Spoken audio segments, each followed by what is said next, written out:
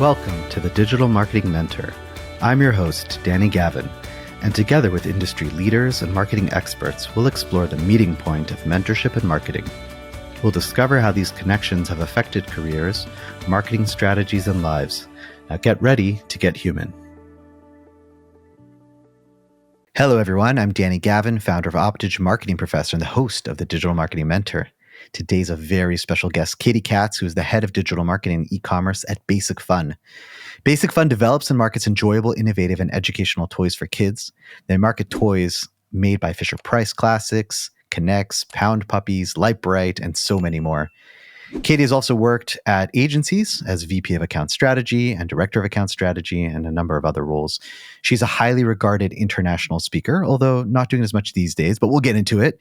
She's also a former writer for Search Engine Journal and has been a guest on many of the most popular digital marketing podcasts in the US. How are you, Katy? I'm doing great. I'm so happy to be talking with you, Danny. We've been friends for a while. This is exciting for me too. Yes. So for those who don't know, Katy used to live in Houston, and then she moved out east to Florida. So we haven't seen each other as much, but definitely a special connection. And it's wonderful that we're getting to talk today. Yes. Okay. So let's jump right in. So Katy, where did you go to school and what did you study? Oh boy. I studied art history and entrepreneurial management for my undergraduate degree. I went to the University of Minnesota. I wanted to work in an art museum or an art gallery was my original goal, but I also wanted to make sure that I made money. And so I was very worried about that. And I went to the business school as well. And then I was really glad that I did because I graduated in 2008 from college, which was when the Great Recession was. And so it was not really a hot time for art. It was very practical time. Funnily enough, my first job out of school was in toys and had a kind of sales and marketing entry-level role in toys, and then moved on to Rasmussen College because I was able to get my master's degree covered working for Rasmussen College. And that was really important to me to get a graduate degree. So I have my MBA in marketing, and now I have found my way back into toys. Wow, that is crazy. So outside of early toys, what other experiences would you say inside and outside of college that really were impactful in directing your path today? When it comes to education, that has always been very important to me. My parents are both very highly educated. They have social work backgrounds. So my mom was a high school principal. That definitely directed the way that I view education and prioritize it. I think working in marketing, it is important to be constantly learning and growing and adapting, especially in digital marketing. So I place a heavy importance there. I didn't anticipate landing in marketing, though. What's funny is a lot of my career aptitude tests and things either went to minister or rabbi or marketing. Those were the two top choices for me. I think that's the art history interest definitely matches that first one. Then I was worried about marketing because when I was growing up, it seemed like it was the catch-all place for people to go if they didn't know what type of business they wanted to do. And I didn't want that to be the reason I selected it. But it just kept pulling me back in. And I love the psychology base of it and the excitement of it. And I am, especially once I discovered digital marketing and all of the data involved with it, I am a huge data and analytics girl. And so that kept me. Now I know why we gel so well, because I'm an ordained rabbi and a marketer. So we, that's hilarious. I never knew that about you. That's so funny. I guess we've never talked about that aspect, but they go really well together if you think about it. You really kind of are a marketer as a rabbi. I'll tell you a funny story. I was just in a pitch to a large grocery chain out west. Sometimes I mention it in like my calls and sometimes I don't. I did. And it was awesome because the CEO of the company, she has her like master's in theology. And like we connected. I was like, ooh, I'm glad I mentioned that. It was a good idea. Yes. you never know what that connection is going to be. Katy, any professors back then that were maybe mentors or people that is like they really helped me? At the University of Minnesota, there were definitely several professors that were very impactful for me. One who stood out was Professor Alan Fine, who I stayed in contact with many years after college. He also was involved in politics. And so in the business school, he really led from sort of that lens. Again, also kind of that orator type of person. I looked to him for many ways in professional career going once I started working, but also could just continued up that conversation. He ended up writing a book in different ways that we communicated going forward. And I haven't spoken to him in a while, but I absolutely, he was a huge, impactful person on the early part of my career. All right. So, Katy, how would you define a mentor? I think that oftentimes we think of a mentor as somebody who has walked very much further along in the path than we have, and that we can then look up to and follow in footsteps that they've identified. But what I have found as I have approached the middle years of my life is that there are many non traditional mentorship relationships that are very impactful for me. And I don't like to pigeonhole it into that kind of traditional definition. Many of the kind of leading relationships at this point in my life sometimes are people who are early in their career, but just have different experiences, and we can kind of learn, teach, and grow together. And I find that to be very rewarding for both sides. That's a very fresh perspective. I love it. So let's jump down memory lane and let's go through some of your most influential mentors. So let's talk about your mom first as being your most influential mentor. So my mom I've had an emotional week, so I'm going to try to get through this without getting emotional. Um, my mom absolutely impressed the value of mentorship for both my sister and I from a young age, as she worked in school districts and then later became a high school principal. And she was very involved in the community in Wisconsin and led a program called Bridges, which was for at-risk students. And I have very early memories of her up on the stage leading these big groups and initiatives and really helping the community out, and seeing how impactful that was on the lives of the people who benefited from it, and feeling that pride for her, but also feeling like that there was a torch, almost that it was an important part of just how I was raised and who she was raising me to be. And so it's just sort of always been part of my life. Was very involved in Big Brothers and Big Sisters in high school, and had kind of developed early connection that way, and did different groups and organizations throughout school. I was in Teens Against Tobacco Use, which was a group that worked on policies to remove tobacco from restaurants, which was a thing back 100,000 years ago when I was in high school, and then continued on in different programs like that.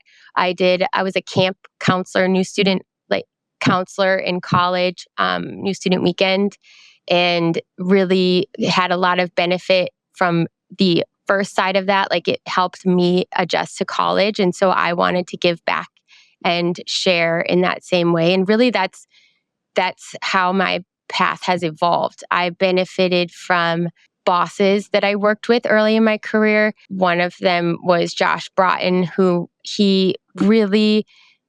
I attribute a lot of my interest in speaking to him. He encouraged all of us to get out and blog and speak, even when we felt like we didn't have anything to say. That's how we met people within marketing in our professional career who helped us advance and move further along to our goals. And so again, I wanted to give back and share those skills in any way that I could, and joined different boards and organizations within the communities I've been in as a result of that. So it's been this sort of like stepping each time, that the different people in my life showed me how those relationships can be of benefit and brought value to me. And then I wanted to share that and pay it forward. I love what you mentioned about your mom and just the way that you grew up and really giving back to people and being involved. Like it's so, what a special upbringing. There's this general concept that people are happier when they're giving, right? And Hmm. I think living in that environment really says a lot and a big blessing. So cool. Yes. Yes. Very fortunate. So I know you spoke at a lot of conferences. You've mentioned also that you've met some of your mentors while speaking. Any personalities or individuals that you feel from this conference speaking circuit that to you are mentors? There are so many that I would love to list off. I think one of the cool things about the digital marketing community is that it really is people understand the value of the connections because of the work that we do. You will find that they're much more approachable than you would expect.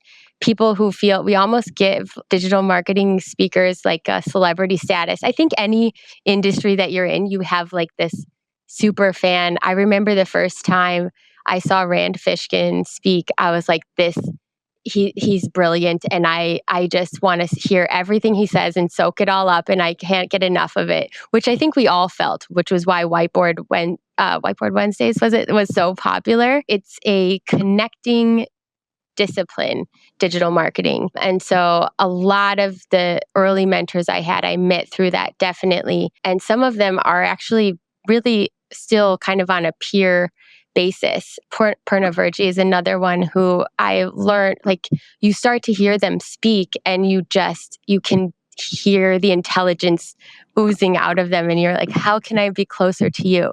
And they're all so approachable that it's easy to develop those relationships if you just try and reach out. And then you get cool things happen. Like when Purna wrote her book, she sent it to me and asked me to review it and share it with my community. And, cool things like that come out of it. Wow, that's so cool. Yeah, Perna was a guest on our podcast, and I absolutely love her as well. Most of your marketing team now, I believe, is relatively young. So I imagine that you, in addition to being like a boss, but taking on a mentorship role with them. So let's talk a little bit about your keys to mentoring success and how you mentor the people under you. We have a very young team, which has been interesting. And I'm going to jump back to Josh because he did such an amazing job with us. He had a young team that he took on when I worked at Rasmussen College, which is based out of Minneapolis, but has campuses around the country. He really did an incredible job in a large company that had 2,000 employees that were very academic and kind of focused. He had this young digital team that was very different from the rest of the company. And he put an emphasis on team building and unique reward systems that the other departments weren't using, and was thinking, really pioneering in that way and thought about it differently. And I reflect on that often and try and utilize a lot of the similar tactics. In many ways, the company I'm at now is very similar. We have a lot of established, very talented people in the different departments, and then our department is very young. We do a lot more like escape rooms and different things to stay engaged and connected with each other. It's very important to me. I think that our team functions much better when we're like kind of moving as one and feel very connected. And I don't, it's not always necessarily as important for other roles and areas. That's from a team perspective, but what about on an individual perspective? How do you tailor your mentorship approach to different individuals? I really kind of jump back to that, what I was saying earlier about non-traditional relationships. I personally find that, and maybe it's partly because of this, I like to be in a more learn-teach relationship with people that I'm learning from, because I am a very curious and I have lots of thoughts and ideas. And I like to have it be more of like a Socratic dialogue. And so I approach the mentorship relationships with younger people the same way, that I'm looking to have it be a dialogue. And what's important to you right now? What are you looking for to grow?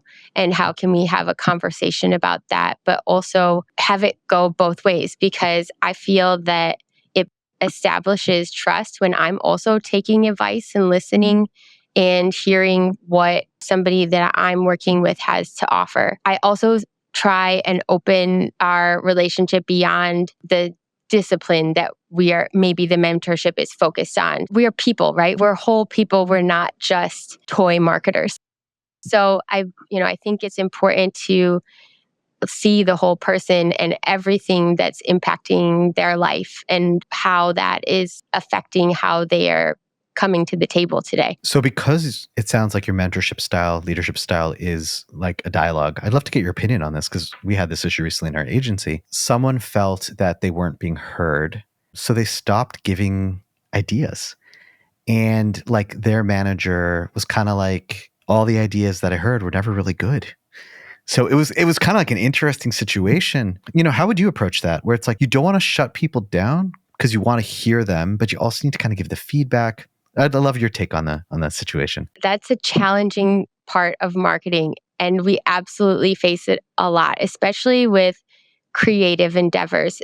It's funny, we were just talking about this today. Something about the process of creating something, you feel like you're putting a little bit of yourself into it. People take feedback very personally, and it's hard not to. Even 20 years into it, it still is sometimes you face that challenge. One of the things that has really helped me is I have 3 kids. So the process of being a parent has taught me so much about how to hold space for people's emotions during a feedback loop. I think that is a big part of it because a lot of what we've found on our team is that people get discouraged from continuing to give their ideas. Negative feedback has a heavier weight to it, right? That's kind of psychologically known that we weigh negative feedback more heavily, and positive feedback, it doesn't carry the same magnitude. We don't hear it as much. And so you have to sort of counteract that. You have to give a little extra space for you're safe to receive this negative feedback. I'm not viewing you as negative. This is a learning experience for both of us. And there's something for both of us to gain from this. Also, looking back at, look how much you've grown from the last time that we've gone through this and how that's helped you and how your product in the end came out so much better when we did it, when we worked on this together. And then kind of showing also some of your vulnerabilities. That's been another way that I've helped kind of ease that, sharing mistakes that I've made, showing that I am also a human and not just perfect. It's something that is important with my kids too. Like, oh, mom, you made this mistake before. You also mess up. Yes, actually, I mess up all the time. I am a terrible mess sometimes. We all are. And I think that easing that sensitivity and making space for people's emotions in the workplace is important. Yeah. And I think hopefully you agree that reiterating some of those things which you think are like given, but I guess when it's a difficult conversation, reiterating that we're here to, right, it's not a personal attack. I'm sure that helps. Yes, exactly. And saying those things out loud, naming it and making it clear, because I think also a lot of times we make assumptions if we've said something once or twice that like that's understood. But when you're in a heightened emotional state or you are feeling a little vulnerable, that's when you need to hear that even more. Yeah, I love that. So important. So let's pivot a bit. Obviously, you had roots early in the toy industry, but what attracted you this time around to, leave the agency world and to join the toy industry? It was a really hard choice. I was working for Terry Hoffman at Marketing Refresh for many years. And again, another person who I really look up to and who in many ways has shaped the marketer that I am today, particularly when it comes to viewing of branding and the whole cycle of branding. I couldn't be where I am right now with all of the lessons that I learned from her. And it was very emotional decision to move on. Actually, a family member of my husband's works with Basic Fun, and they had been looking to fill this role for quite some time. It's in Florida, and we work in person. That's kind of one of those, in digital space, we're used to very remote positions. We're a little bit spoiled compared to other industries that our career path has had a lot more flexibility in that way. And so they had a hard time filling this position. And she reached out and she said, I know someone who might be good for this role. And I met with the CEO and a few others, and it was a really good fit. And I had been curious about moving in-house for a while. I've been in agencies for about 15 years prior to that. And it was just the right place, right time. I really love toys. I think that the ability to work on something that impacts the lives of so many children is such a powerful experience. It's really very fulfilling too and exciting. So that also was a big part of my decision. So this explains why, for those who are audio, they're not going to get this, but for those watching video, Katie's got this amazing toys behind her. I'm like, you're most probably at home, but like you've got 3 kids, and how come everything looks so good? But now I know why, because you're at the office, you're not at home. No, I came in. So now being in an in-house role, what are some of the things maybe you miss from the agency life? And then also, what are like the advantages now that you have being in an in-house role? It's really interesting to have been on both sides. And one of the funny things about this in-house role is because we have so many brands, it's almost like being in an in-house agency because we have different brand managers who are each our clients. And then we are the execution. Well, I almost said executioner. No, we're not. Sometimes we are. We execute the work for the different brands. And so many ways, it is very much like an agency relationship. So that part is very similar.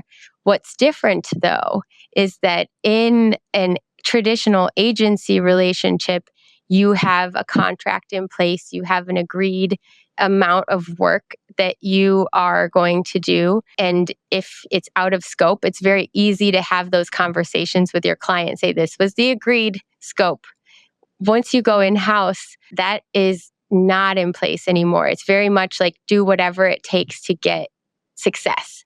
It's harder to define those boundaries a little bit. The expectations can be, I found, harder to define. And so I've really, having come from the agency side, that's been a really important thing for me to take into consideration for the mental health of my team, that I don't want to keep pushing that expectation that there is, keep going until you're in the ground. Everything you can do is not really realistic. So trying to apply some of those concepts that we use in agency space to have boundaries and apply them in-house. So you don't want to be the executioner of your employees, which makes a lot of sense. Yes. How many brands or toys are you working with at any one time, your team? We have several brands that are in development, plus we have about 20 established brands. So Not all of them require hands-on marketing strategies right now.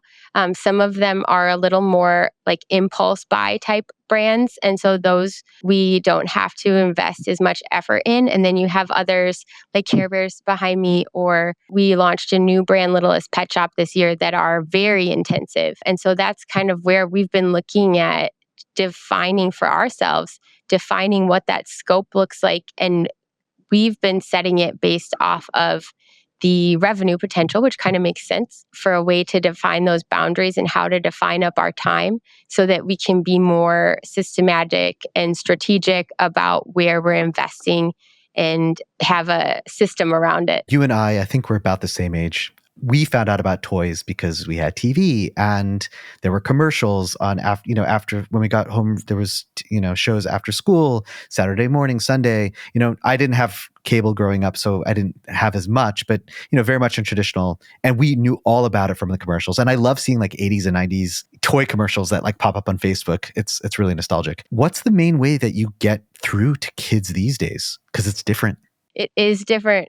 It's funny, the industry, we're all kind of tackling that right now because just as adults are very fragmented, so are kids for sure. It used to be that you could run a commercial on Saturday mornings on the one channel that every kid had, put the product on the shelf at Toys R Us, and you were set. Like that Done. was all you had to do. The job was very easy. And now it's much more challenging. Kids are very divided. If they're on YouTube, they're on 1,000 different channels and influencers for YouTube. And even if they have a couple that they are sort of loyal to and really trust, they're maybe watching little snippets of information from them. And then the next day, it's gone out of their minds. So you really do have to have this sort of like continual presence. And then on top of that, there are rules and regulations around marketing to children, as there should be, because first of all, they don't have their own disposable income, but also just like for the best mental health of our children, we don't want to bombard them with choices that are, that are not appropriate for them to be presented with. So we really take all of that very seriously in the toy industry. That's why there are so many regulations to make sure that it is, that's why you see educational content. There's a new term that is being thrown around in this space, mesh, which is about mental and emotional health. The toy industry is actually very thoughtful about how we incorporate the best early childhood education into our content and programming, which is a really interesting blend of my personal interests with my marketing experience. And that's been very rewarding for me to get to work on. Yeah, because it's not just about the sales and the bottom line, which is important, but you're actually doing it in like I don't want to use the term ethical way, but I don't know, just more meaningful way. Mm-hmm. Yeah, and you That's kind of have to. It's partially it's required.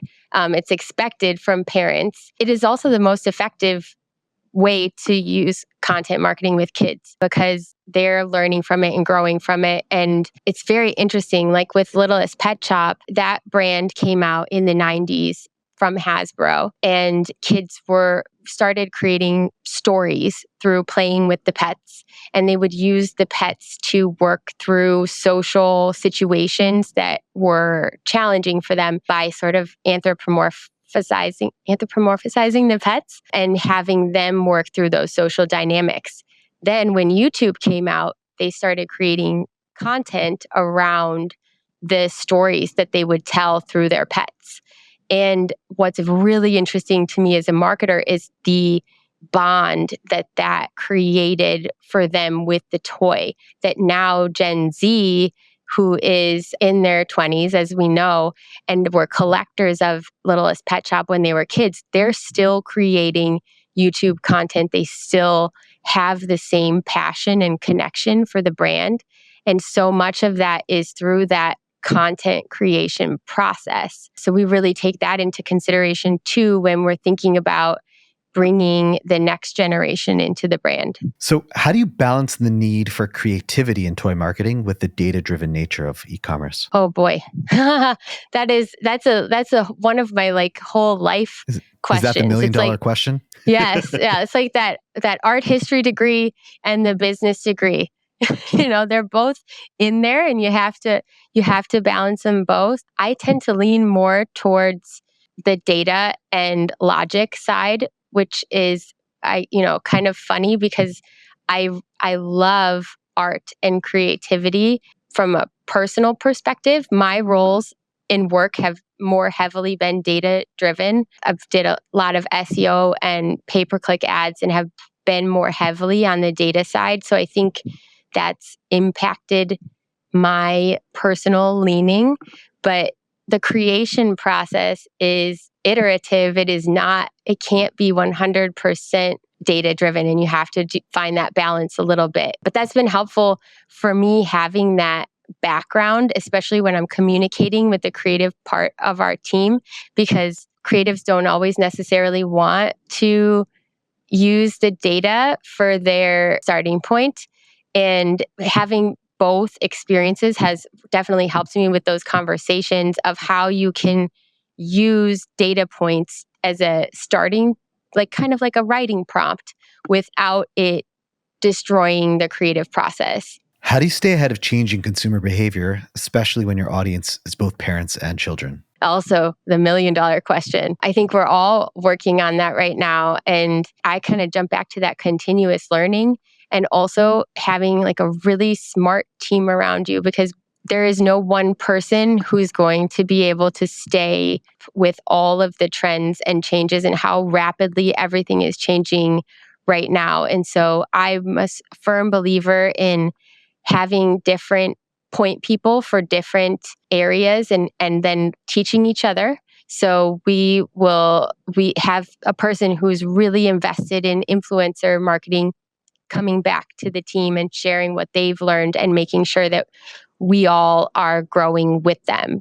Having a point person for e-commerce to come back to the team, having that point person for design trends. That's how we're continuing to make sure our whole team is evolving and growing and adapting together. Of all those different areas, do you have one that you're more passionate about these days? And especially because you've done SEO and PPC, so I know you're more of a generalist in a way these days. But is there something that, in particular, like that's my favorite child? I think I really love e-commerce because when I started my career, Google was really taking off, and we were able to start doing blogging and pull people into the website. Josh was a huge advocate of the inbound marketing method and pulling leads to your website with educational content so that they were making the choice and you weren't just like pushing cold ads onto them. That has really shaped how I think about marketing for the rest of my career. I think about that and apply it to most of our strategies. And I actually still have our team take the HubSpot inbound marketing certificate, the free one that they offer when they start, just because I think HubSpot's methods are just really, they've done a great job explaining that and showing the value of pulling instead of pushing. I'm going to get back to your answer to your question. So I started with inbound marketing and content creation and how that pulled people into the website and the data that would come from that, and that we could follow them then from lead to customer and that entire life cycle.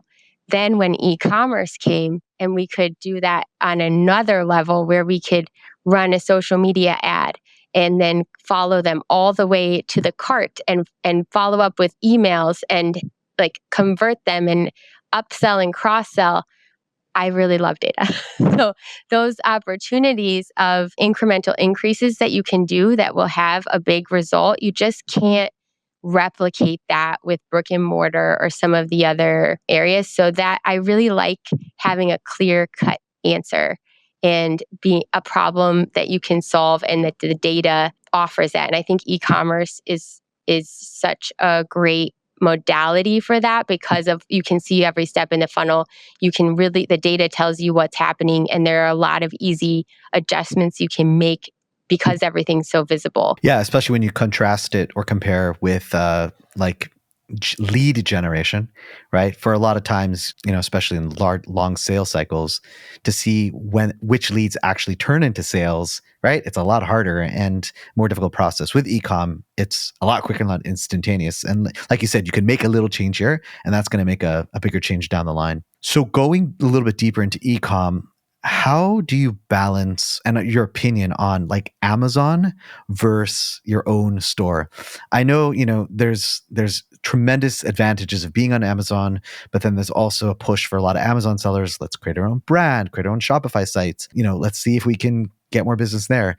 Love from your perspective, how do you see the relationship between those two? They both have their advantages. And I think depending on the size of your business and kind of what your goals are, there are different reasons to decide if you're doing both or focusing on one or the other. We don't actually have our own, like for Basic Fun right now, we don't have our own direct to consumer e-commerce other than through a platform like Amazon or Walmart or Target. And so that brings some challenges in the agency world. When I had clients who were Shopify sites or other e-commerce sites, you do have much more access to data and you can see that full funnel that I was talking about. You can get close with Amazon with UTM tracking and different tools, but it's not 100%. So that brings some challenges if you like pure data, but there are so many benefits because Amazon is Amazon. It's where the consumers are. Even just being the platform, you get a benefit from people who are already shopping there and adding things to their cart and doing research. A lot of people use Amazon as like a research tool. They're also even showing with TikTok Shop now that consumers trust Amazon so much that they will, even if they see something on TikTok Shop, if they're not comfortable, they're going straight to Amazon and just buying it on Amazon. And they've shown that direct correlation. I know there are varying opinions on Amazon as a big behemoth and they control a lot of things, but I do love Amazon for all of the benefits that it offers. And their tools are extensive. You can really get pretty close to what you can get from your Shopify site through Amazon now, which is nice. So with selling happening more on these marketplaces, are you still internally, are you running Google ads, social media ads? I guess you would be pushing traffic directly to those platforms? Yeah, it's interesting for us because we're sort of like a middleman in a way. We sell our product to Target or Amazon. They purchase the inventory from us. But then it's still on us to market the brands and make sure that it sells once it's from the shelf. And that's something I didn't necessarily understand from outside of this space, that I kind of thought like, oh, if you got your product in Target, you did it. Like, good job, me. And that's not how it works at all, because Target really expects you to be the owner of your brands and own the consumer demand for the brand. Some of the big retailers do, of course, have ways of promoting themselves and getting customers into the store and different things like that. But yeah, it's absolutely nowadays on the individual brand owners to develop, grow, and maintain the health of their fan base. Do you deal with any of the like brick and mortar type of marketing, or is it purely digital? We do. A little bit. We have some in-market strategies, retail strategies, but because we're global, essentially digital is the fastest and most economical way to market it. And that's how we kind of end up making our decisions. It's very much on how many eyeballs can we get in for the most affordable price ends up being the leading decision maker. And then you want it to be quality. So is making sure and measuring, is this working? Is it converting? Because if you're getting 10 million eyeballs, but then nobody's purchasing, it's not useful that it's so cheap. It's time for our lightning round. We're going to talk about favorite toys growing up. I think let's both do it, if that's okay. Yes. I think it'd be please. cool for both of us. I would love to hear that. Yeah. Cool. So I think you should start first, ladies first, but yeah, what are your top 3 toys that you enjoyed? I was definitely a Barbie kid. My sister and I would have very intricate worlds set up for our Barbies. And it reached a point actually that my sister's rules and worlds that were so defined and specific that it became a problem for our relationship for a couple of years. We had to take a pause from playing together because we both were very opinionated and thoughtful in these worlds that we directed and created. And that was a huge part for sure for me of childhood play. I also had a light bright, and I always wanted to be a teacher when I was a kid. So a lot of my toys were weird for a kid. I had a lot of workbooks and school supplies and just books I love to read and chalkboards. And I also would make my sister sit and listen to my lessons. So that might have had something to do with our she had rules for the Barbies and I had rules for mathematical equations, and we were like, okay, let's take a break here and come and reset. I love that. I know my mom, she always tells me about how she would do the same thing. like sit her brother down and to make sure that she was teaching him like math in school. So Yes. that's really awesome. How about you? Cool. What were your favorites? Ooh, so I loved Teenage Mutant Ninja Turtles. I had the couple that I was able to get. One of my really good friends had like everything. So I was like at her house all the time playing. I remember some of the like the vans and being able to like shoot out pizzas. So that was always really fun. I remember that one. My friend Ben had it, and we would play with that all the time with the shooting pizzas. I remember that one. Yeah. So that was great. A little bit later on, I would say middle school, maybe I'm a little bit older, but when Power Rangers first came out, it was still really cool and really loved a little bit of Power Rangers. Trying to think what else. And Legos, I mean, that's like timeless toy, but we really loved our Legos. And the cool part about it now is, so obviously for my own children, we've bought Legos, but then like every once in a while they get to go, to my parents, so their grandparents, and get to play, with the Legos that we had. I tell them stories about what we did. So it's cool. That is one of the coolest things, is the connection that toys make intergenerationally like that, and the stories that you can tell. My mom kept a few, favorite Barbies, favorite Beanie Babies, favorite things like that, and gives them to my kids when we go visit. That's really fun. I love Teenage Mutant Ninja Turtles too when I was a kid, though. I remember when I was a kid, we would go for walks. Every time we would pass a sewer, we would yell down, "Hello, Teenage Mutant Ninja Turtles." Did you try and find them too? All the time. And I remember, so, I'm Orthodox Jewish. So on Saturday mornings when we'd walk to synagogue, like part of us keeping ourselves busy was like going from like sewer hole to sewer hole. And like, it was a huge, that's so funny because that's exactly what we did. Yes. I just was thinking about that recently, of how that was every time. It was so exciting to see a sewer because maybe the Ninja Turtles were in there. You don't know. Like maybe that was the one where they were. Yeah. Wow. That elicited some good memories.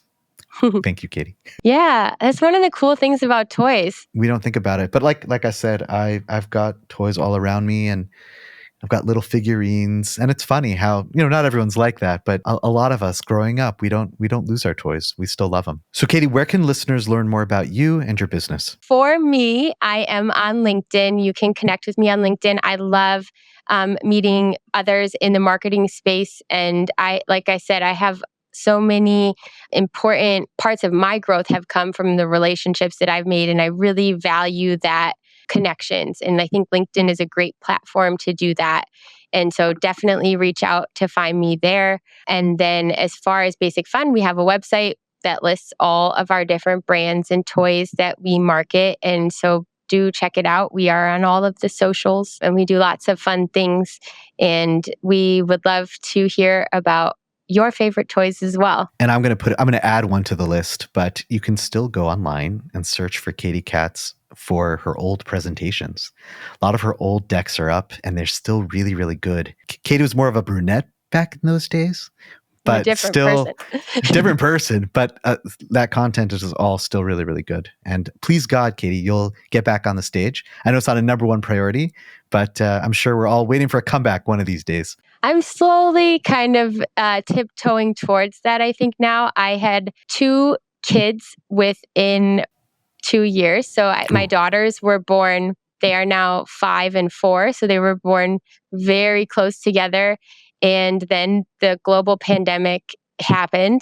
And so those things kind of put a pause, I think, on my outreach. And then moving to Florida and working in-house, so definitely all of it kind of was the perfect catalyst to need to take a little step back. But I have been missing it. I miss the community. I miss the growth that I get from working with other thought leaders and experts and the connections. And so I've started reaching out a little bit more to the South Florida Interactive Marketing Association and making some of those connections. Lisa Beyer also, interestingly, was one of the people early in my career who I met her at Zenith Con in Minnesota, which I don't think that Marty runs anymore, but it was a small Minnesota conference.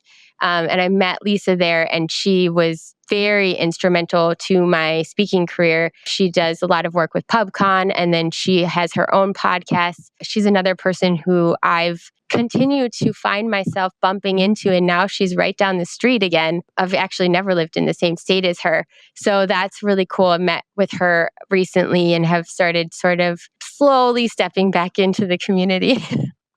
I think there's definitely room for a woman marketing e-com ninja.